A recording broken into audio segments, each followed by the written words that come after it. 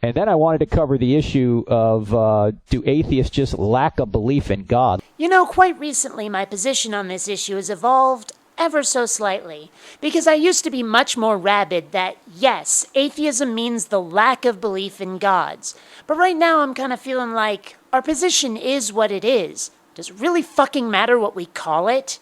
Let's do this.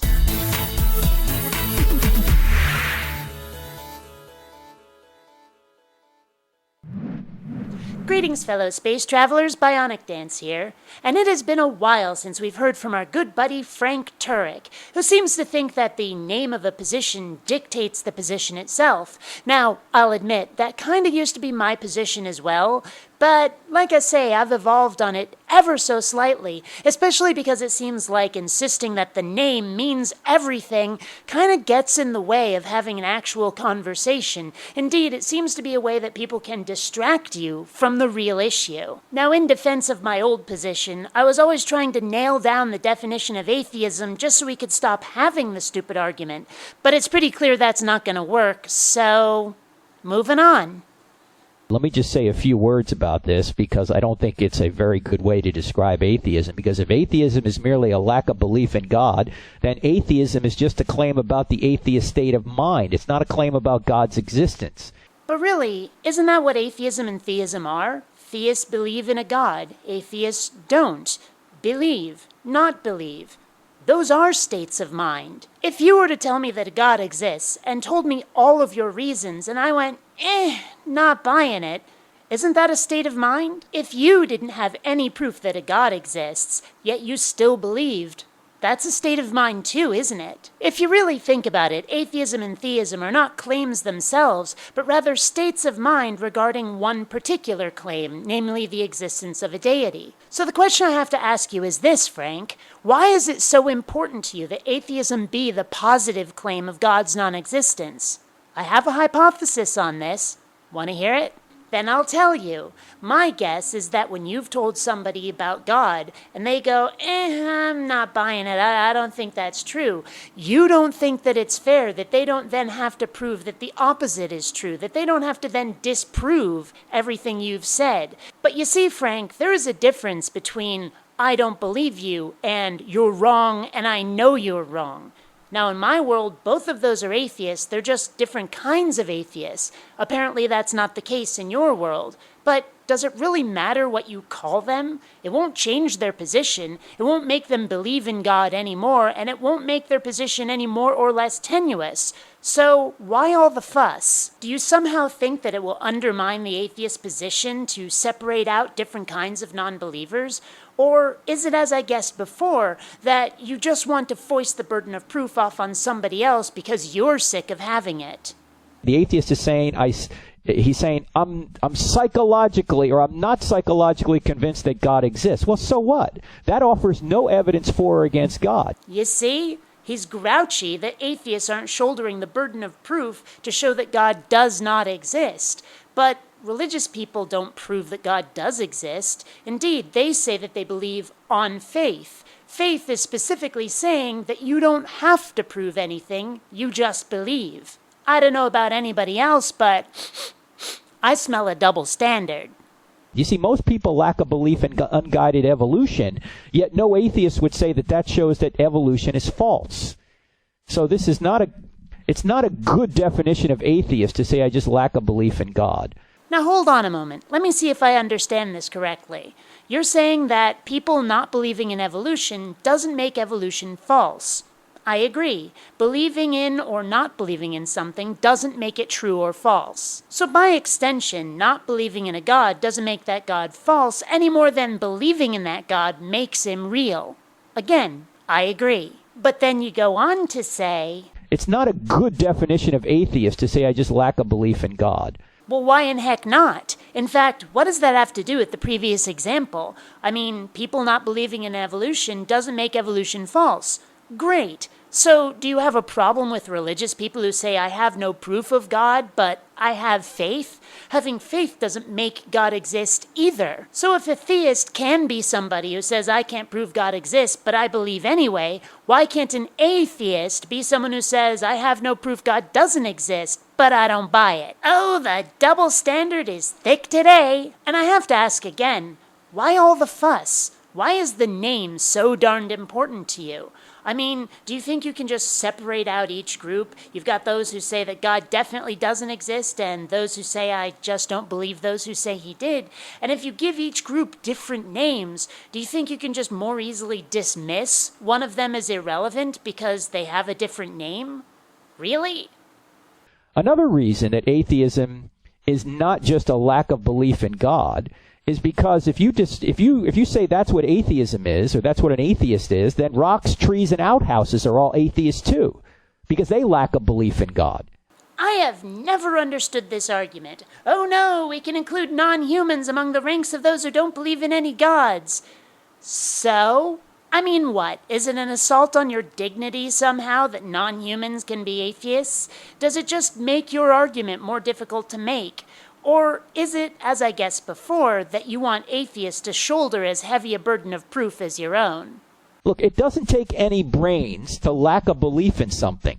A true atheist is someone who believes there is no God. And a true Scotsman is one who doesn't put sugar in his porridge. And speaking from a strictly etymological point of view, you're wrong. The prefix a means not, without, opposite to. So an atheist is someone who's without theism. And even if you insist on the full Greek, atheos, that's still atheos, without God. Atheism is without Godism, and that's it. So once again, we're back to the question on why it's so darn important to you that the only true atheists are those who have taken their absence of belief in God to the next level. But probably the most important point to make here on this claim that atheists just lack a belief in God is that the atheist is really trying to avoid the burden of proof. Aha! Aha! To say that just a theist has to explain or give evidence for his worldview. The atheist doesn't have to give any evidence for his worldview. Except that we're not actually talking about a worldview. I mean, okay, granted, your holy book comes with a whole bunch of instructions for how to live your life, but so does almost every religion. And we don't believe in their gods either. So really, this entire issue is about one question. Do you or don't you believe in a god? It isn't even a question of which god you believe in, yours or theirs. It isn't how much you believe or why. The question is, do you believe in any? And nobody is born believing in any gods. Nobody is born a theist. You have to be told of the concept, and then you either believe or you don't. And it's up to the person who's telling you about a god, any god, whose job it is to convince you. They are the ones who have the burden of proof. If you told me that there was a second gunman behind the grassy knoll, and I went, I don't know, I'm not convinced, would I have the burden of proof to prove you wrong just because I'm a bit skeptical? If you said Elvis is still alive, and I said, really? Show him to me, would it be reasonable for you to say, no, you have to prove he's dead? Come on, that's frickin' ridiculous, and you know it. So if you say to me, there is a God, and I went, really? Where's the evidence for that? Show it to me. Prove your God is real. Am I suddenly required to prove that you're full of crap? And now you're trying to claim that atheists are avoiding the burden of proof by making the label for our particular demographic be more inclusive than you'd prefer? That's frickin' ridiculous. Now, if you only want to confront those who are saying definitively, asserting that there is no God, by all means, go ahead. May the force be with you. But why all this fuss over what they call themselves? Especially when the solution is so simple. Let all non-believers be called atheists, and then put an adjective at the front of the word like explicit atheist, implicit atheist, hard atheist, soft atheist, strong atheist, weak atheist. There. Problem solved. Now you can easily identify the people you wish to confront without pissing off all the non-believers who like the label of atheist. And once again, I have to ask, why all the fuss? What's really more important? Being able to accurately describe something, thus facilitating communication and conversation, or having a pissing contest over what a certain group of people are called, as if somehow changing their name changes the validity of their opinion? Really, which matters more? Atheists are always trying to give alternatives to the theistic worldview. Presenting an alternative to your worldview is not a definitive statement that requires proof. They try and say, well, maybe the quantum vacuum brought the universe into existence. Presenting an alternative idea as a well, maybe is not a definitive statement that requires proof, though investigation and experimentation may well be warranted. They try and say that evolution has somehow gotten rid of the need for a designer to life. No, they don't. First of all, science, biology, not the same thing as atheism. And the only reason there's overlap is because religious people are always pulling claims about science out of their asses. And got rid of the need for a designer of life? Where was that need in the first place? Where'd that come from? Oh, right. Religion. Science just goes where the evidence leads, and so far a designer for life seems to be superfluous. The burden of proof that there was one is on you. They try and say that there are other explanations for things that normally we would say God is required to explain. What do you mean we? What do you mean normally? Speak for yourself, fella, or you know what that means. To peddling. In other words, atheists don't lack a belief in materialism. They're not skeptical of materialism. They think that materialism is true. When you tell other people what they believe... To peddling. Now granted, I do think materialism is what's most likely, but you know why? Because that's where the evidence points. Start showing me some evidence that your God exists, and I'll modify my position. As Philip Johnson once said, he said, he who is a skeptic in one set of beliefs is a true believer in another set of belief. Okay, that is complete bullshit, because it is possible to have no opinion on a particular issue. Suppose I'd never heard of a God. I don't believe in yours. Does that make me a true believer in some other God or no God at all? Of course not. And that's another thing. Not every belief has a direct opposite. If I don't believe in your God, that doesn't automatically make me an atheist. Lacking a belief in God doesn't automatically establish materialism, any more than lacking a belief in atheism automatically establishes Christianity. Wow, that's the first thing you've said that I agree with. Problem is, if, as you just said, atheism automatically confers materialism, well, I can't really agree with why you said it. No atheist would say that a Christian has made a good case because he lacks a belief in materialism. Which only matters if you insist that an atheist is someone who says there is no God. If somebody tells you that they're an atheist, the only information you should glean from that until they tell you why they're an atheist is the fact that they don't believe in any gods. If you ask them why they're an atheist, why they're not a theist, you'll get a variety of answers, and not all of them will include the definitive statement that God does not exist. You see, everyone has the burden of proof to support his or her position. What atheists need to do is they need to make a positive case that only material things exist. Oh, you think you can dictate what our position has to be? Oh, you better believe that's a peddling. And that's basically what you've been doing, because unless I'm wrong, and you can go back and see it for yourself, the argument you've been making so far has been, you say you're an atheist, huh? Well, that means that you believe that God definitely doesn't exist. Now that I've told you what your position is, it's your job to prove the position I told you your position is. Maybe that's not what you're trying to say, but it sure as hell sounds like it. And you're also wrong. The burden of proof does not work like that. Everybody does not have to prove their own position. I didn't start out as a believer. Nobody does. You have to be told of the concept of a God before you can even consider the matter. And when some churchy type is telling you about God, the burden of proof is theirs. They're the one trying to convince you that their position is true. And if they fail that burden of proof, it's not your job to prove them wrong. They just weren't convincing. That's it.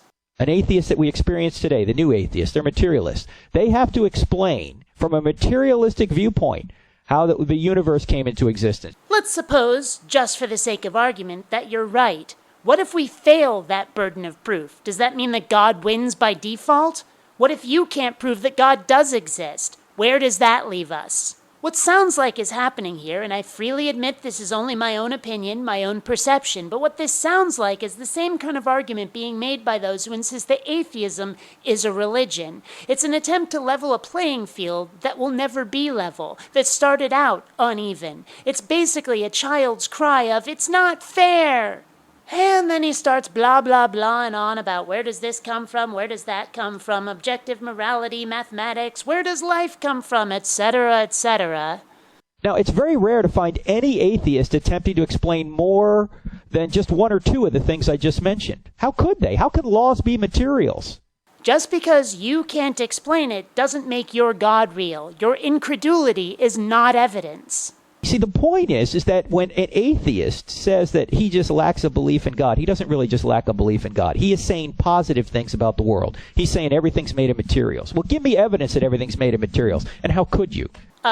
No. Because even if I don't believe in any gods, I might be making some other kind of assertion. Like, suppose I believe in an energy field created by all living things that surrounds us and penetrates us, that binds the galaxy together. Suppose I believe that this entire world is virtual and we're living in some really complicated version of The Sims. What if I'm a solipsist and I believe I'm the only one who's real and the rest of you are just figments of my deranged imagination? If I say that I don't buy your particular brand of snake oil, that doesn't mean that materialism is the only other possibility. And no matter what I or anybody else says, you're still stuck with the burden of proving that, out of the multitude of possibilities, yours is the right one.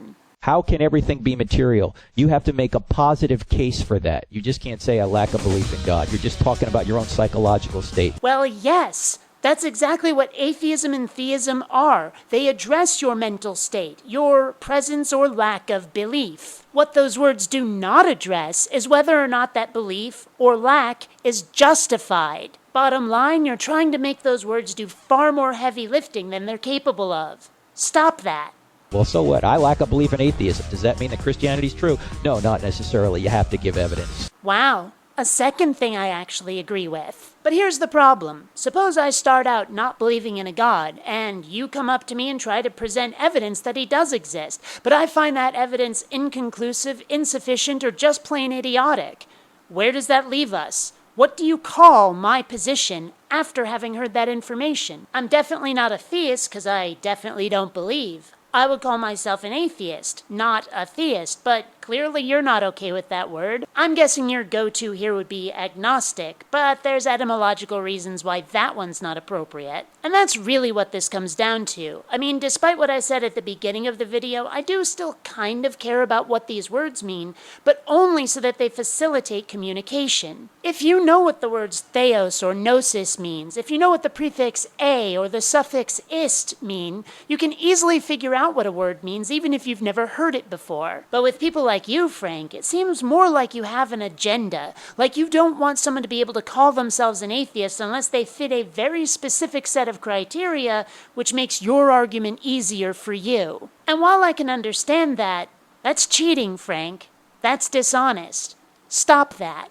Until next time, fellow space travelers, this is BionicDance saying don't run on automatic. Instead, please think.